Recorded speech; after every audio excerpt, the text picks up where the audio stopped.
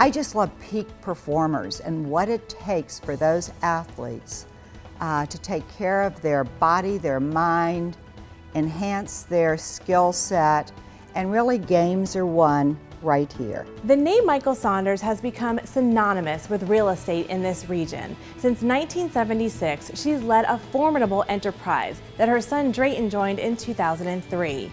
Together, they're making their mark on the Suncoast in a big way.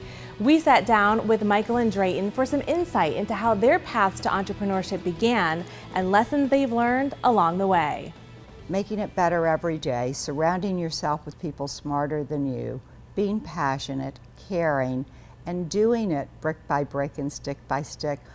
All of a sudden, I think success is just making a difference in people's lives.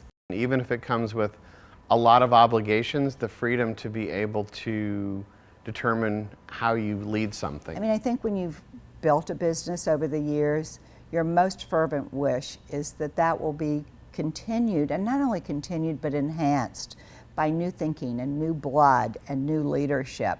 So for me, having Drayton join me as a partner in a family business is absolutely my best dream come true.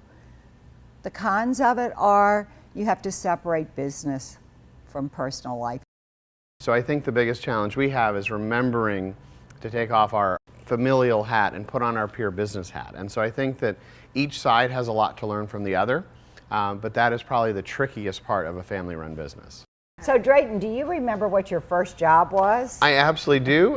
Well, it was not only my first job, but probably the second best job next to this one I've ever had, which was being employed as a ball boy at the Colony in 4th grade, which really meant I got a half-an-hour tennis lesson and got pretty much the run of the property for 2 hours after school and got paid for it. How about you, Michael? What was your first job? Well, I think selling Girl Scout cookies was my first job because I learned so much, and although you didn't get paid for it, you were doing it for a good cause, and there were a lot of things you needed to do to be successful, and I always was very competitive. So I wanted to sell the most Girl Scout cookies in my troop in the city and then the state. I do think that growing up around entrepreneurs was absolutely influential, and if I look back about where my own desire to go and do my own thing came from, and really the confidence was probably by modeling what I saw in those closest to me. I was led to real estate by knowing that I wanted to make a difference in people's lives.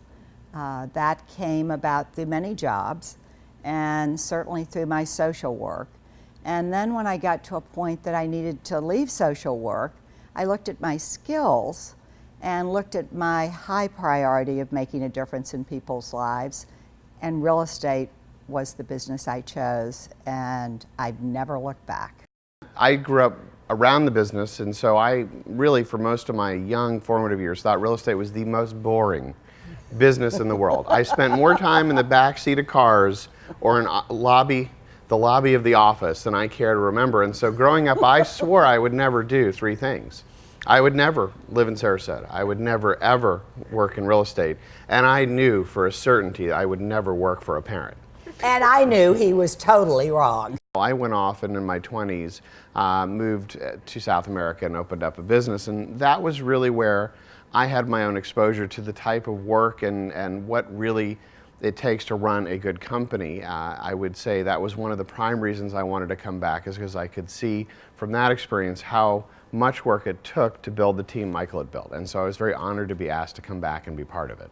And I think early on you want to do it all. You are new in the world of business, so you don't have any track record, and you think, well, if I just have enough energy and talent, I can achieve what I want. But I think the value of a mentor doesn't steal from that ability to go out and create something on your own. It usually accelerates it in ways you'd never predict. So I think for me the takeaway is involve a mentor early and often.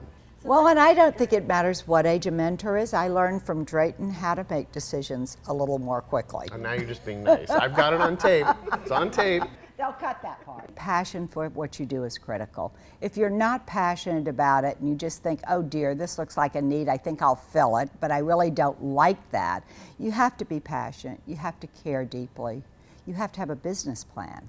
Although technology makes some things more simple and streamlined. It certainly has added far more complexity. I mean, we live in a very distracted world. We text, we tweet, we email, probably while we're driving if we're really being honest, which I of course would not advise. But I think within that sort of evolution of ability to be distracted about the next thing you're focused on, I think engagement gets lost. And I think whatever you do, being focused and engaged on that task has a premium. But team is so important, collaboration is so important, relationships are so important.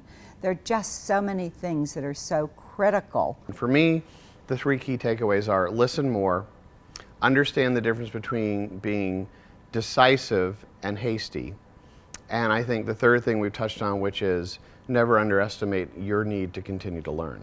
Know when to let it go and go another direction.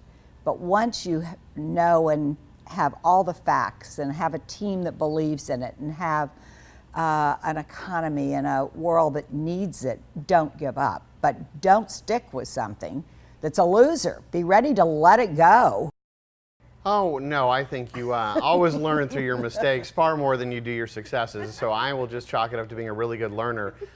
But I do think that one of the subtle differences that I've learned, and I've learned it through really having a great mentor that's sitting next to me, is that there is a difference between the power as an entrepreneur to make the decision to start versus having to think you have to make the decision to carry that all the way through. And I think, really the team solution is often the most valuable.